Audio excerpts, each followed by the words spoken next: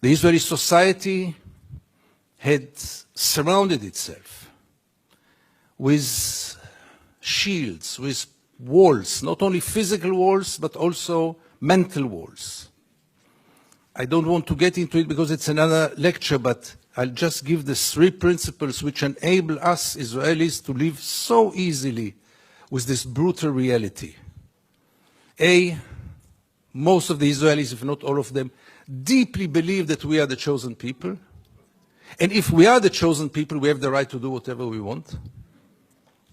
B, there were more brutal occupations in history. There were even longer occupations in history, even though the Israeli occupation gets to quite a nice record.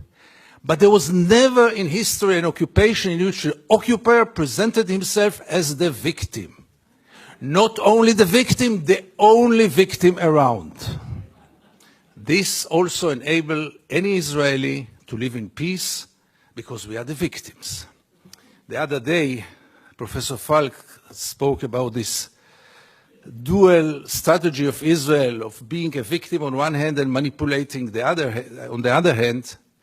After what happened in Paris and in Copenhagen with the terror attacks, Benjamin Netanyahu came with the notion all the Jews must come to Israel. It's the safest place for the Jews in the world. It's a shelter for the Jews in the world.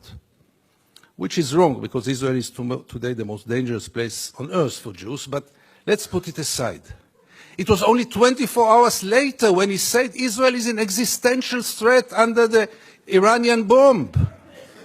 And I asked myself, how can you dare call Jews to come and to join this suicidal project when the Iranians are going to bomb us?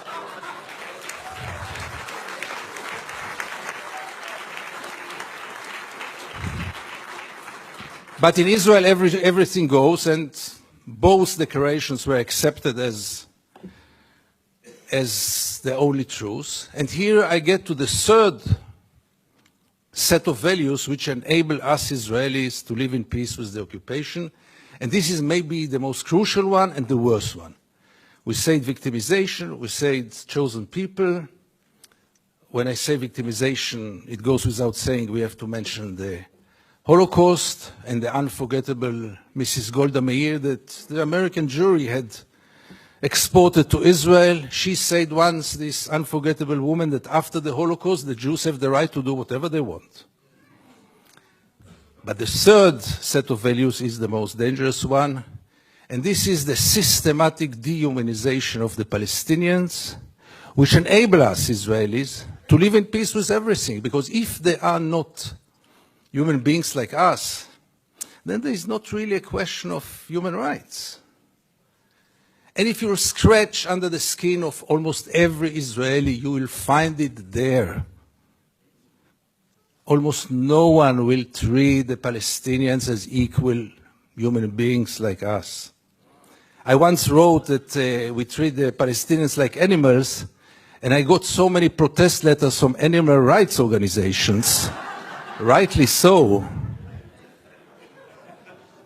But by the end of the day, how many Israelis did ever try for a moment to put themselves in the place of the Palestinians for a moment, for one day?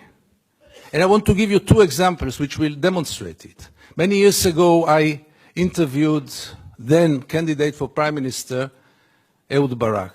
And I asked him a question which I try to ask in any occasion. Mr. Barak, what would have happened if you would have been born Palestinian? And Barak gave me then the only honest answer he could give me. He said I would have joined a terror organization. What else would have he done? Would he become a poet? He doesn't know to write poems. Would he become a pianist? He's quite a bad pianist, and I doubt if he would have become a collaborator, because he is a fighter. And it became a scandal, because how can you dare to put Ehud Barak to think what would have happened if he would have become a Palestinian?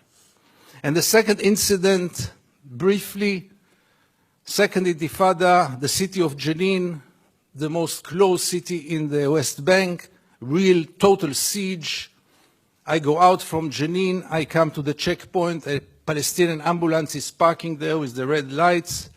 I stand after him. No cars can get out of Jenin in those days. No cars can get in. And I wait. The soldiers are playing backgammon in the tent. Usually I know myself. It's better that I don't get into confrontation with the soldiers because it always ends up very badly. So I stayed in the car. But after 40 minutes I couldn't take it.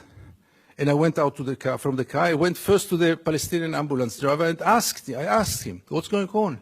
He told me that's the routine. They let me wait 1 hour until they come and check the ambulance. And I couldn't take it anymore. And I went to the soldiers. It became a confrontation. But the question that I asked them, which really brought them to direct their weapons toward me, was one. What would have happened if your father would have been lying in this ambulance? This freaked them out. They lost control. How can I dare to compare between their father and the Palestinian in the ambulance? And this set of beliefs that they are not human beings like us enable us Israelis to live in so much peace with those crimes, ongoing crime for so many years, with losing any kind of humanity, values. I heard today people talk about Jewish values. I must be frank with you, I don't know what are Jewish values. I know what are universal values. Let's not get into it, really.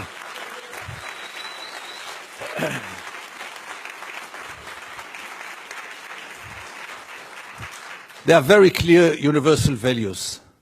And there is a very, very clear international law. But for most of the Israelis, international law is very important. But not for Israel. Israel is a special case. Why is it a special case? And again, you get with all those set of values, with this living in denial. And here I want to get back to the topic of our panel. Is it good for Israel? No, it's very corrupting. Because as long as the United States enable Israel to continue, obviously the Palestinians are the first and direct, unbelievable victim of it. But by the end of the day, what will Israel be after all those years? What is it already today? Where does it direct to? And things are getting worse and worse. And therefore I have so little hope about change from within the Israeli society.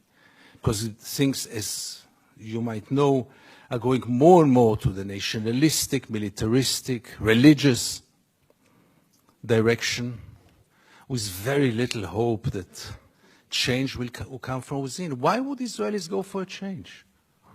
What incentive? Why would they bother? Life is so good. You should have seen Israel in the days when Gaza was bombed, when the beaches were crowded, the helicopters were passing on their way to bomb Gaza. The Israeli TV hardly showed photos from there. Newspapers hardly wrote anything. I wrote one article about the responsibility of the pilots, and I needed to use bodyguards to get out of my home after this. The problem was, by the way, that the bodyguards were settlers, and they argued with me all day long until I saw that I'm much more secure without the bodyguards rather than with them. But the last war in Gaza, and this will be my final remarks, the last war in Gaza taught us also that Israel, which has 3 regimes today, maybe the only country, the only state in the world with 3 regimes, one for the Jews, one for the Arab citizens, and an apartheid regime in the West Bank and Gaza, one of the most brutal and cruel tyrannies in the world. But even for the facade, even for this democracy, which I always thought is a democracy for its Jewish citizens, I realized last summer that it is a democracy for its Jewish citizens, but only if they think like the majority. And therefore, and by this I want to conclude, I want to tell you all that few of us, very few, much too few, but few of us are looking to the West, Europe, and then United States, with a great hope because we lost hope in Israel. Thank you very much.